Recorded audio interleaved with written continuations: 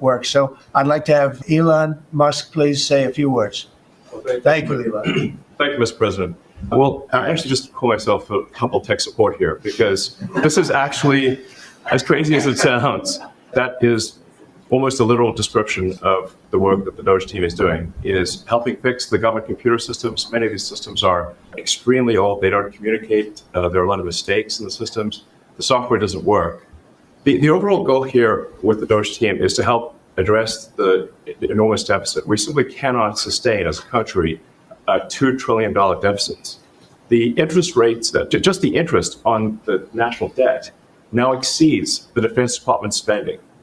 We spend a lot on the Defense Department, but we're spending like over $1 trillion on interest. If this continues, the country will become de facto bankrupt. It's not an optional thing, it is an essential thing.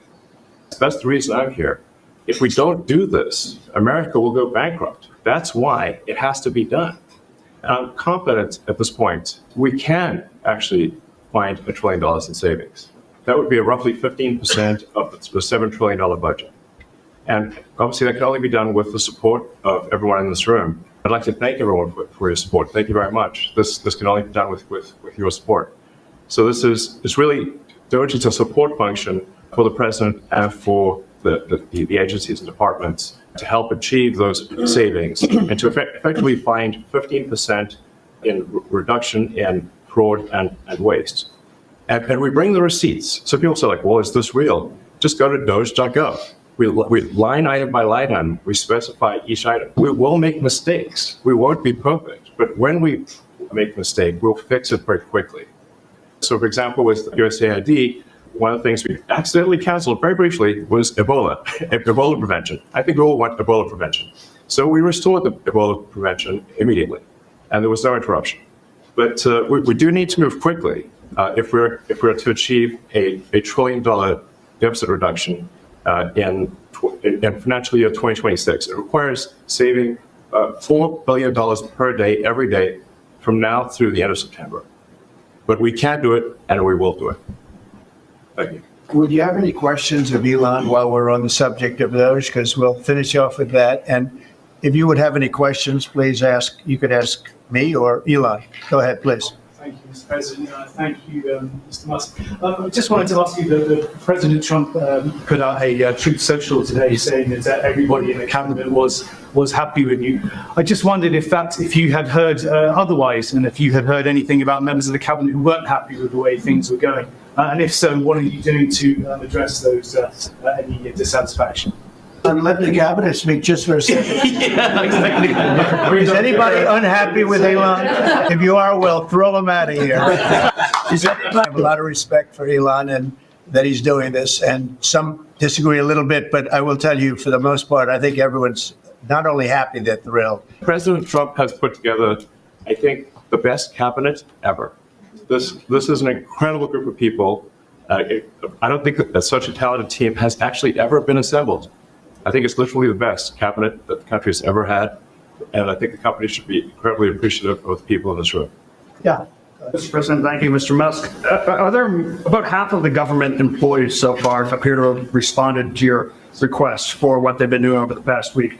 Is there a timeline in place for next moves for people being fired, and when can the American people expect to see the results of that? Yes. Well, to be clear, I think that email perhaps was misinterpreted as a performance review, but actually it was a pulse check review. Do you have a pulse? Do you have a pulse and 2 neurons? So if you have a pulse and 2 neurons, you can reply to an email. This is, I think not a high bar, is what I'm saying. Anyone could accomplish this. But what we are trying to get to the bottom of is we think there are a number of people on the government payroll who are dead, which is probably why they can't respond. And some people who are not real people, like they're literally fictional individuals that are collecting paychecks. Well, somebody's collecting paychecks on a fictional individual. So we're just literally trying to figure out, are these people real? Are they alive? And can they write an email? Which I think is a reasonable expectation for the American public would have at least that expectation of someone in the public sector. Mr. Musk, roughly a million. Not a high bar, guys, come on. Roughly a million employees have responded so far to this email. Does that mean that the remaining 1 million or so federal employees now risk being terminated? And Is it your understanding and expectation when you post a directive on X that the cabinet secretaries will follow that order? Because several agencies have instructed employees that this is voluntary or not to respond. Yeah. Well, I mean, so I guess it was like last week, the president encouraged me via Truth Social and also by a phone call to be more aggressive. And I was like, okay, yes, sir, Mr. President, we will indeed do that. The president is the commander in chief. I do what the president asks. So, and I said, can we send out an email to everyone just saying what did you get done last week? The president said yes, so it did that. And, we got a partial response. We're going to send another email. But our goal is not to be capricious or unfair. We want to give people every opportunity to send an email. And the email could simply be, what I'm working on is too sensitive or classified to describe. Like literally just, that would be sufficient. I think this is just common sense. And what is your target number for how many workers, employees you're looking to cut total? We wish to keep everyone who is doing a job that is essential and doing that job well.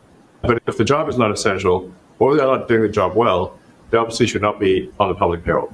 I'd like to add that those million people that haven't responded, though, Elon, they are on the bubble. They haven't responded. Now, maybe they don't exist. Maybe we're paying people that don't exist. Don't forget, we just got here. This group just got here. But those people are on the bubble, as they say. Maybe they're going to be gone. Maybe they're not around. Maybe they moved and they're not where they're supposed to be. A lot of things could have happened. I wouldn't say that Biden ran a very tight administration. They spent money like nobody's ever spent money before, wasted money. The Green New Scam, all of the different things they spent money on. And you've seen that. You've seen that with some of the things that I read in speeches. I read them and people can't believe when I read them. 20 million here, 30 million here for, a little educational course on something. $20 million to inform the people of such and such a country on other things and other things other than that. So, yeah, those people are, right now we're trying to find out who those people are that haven't responded. Now, there'll be some agencies, like Marco has people within state that are right now doing very classified, very confidential work, and we understand that. We've talked, and, we're being a little more surgical. And Marco's doing a lot of things himself. And some of the secretaries are, we're going to be going to them. We're going to be talking about it today. We're going to ask them to do their own DOGE. In other words, they'll look in their group and, I spoke with Lee Zeldin, and he thinks he's going to be cutting 65% or so of the people from environmental. And we're going to speed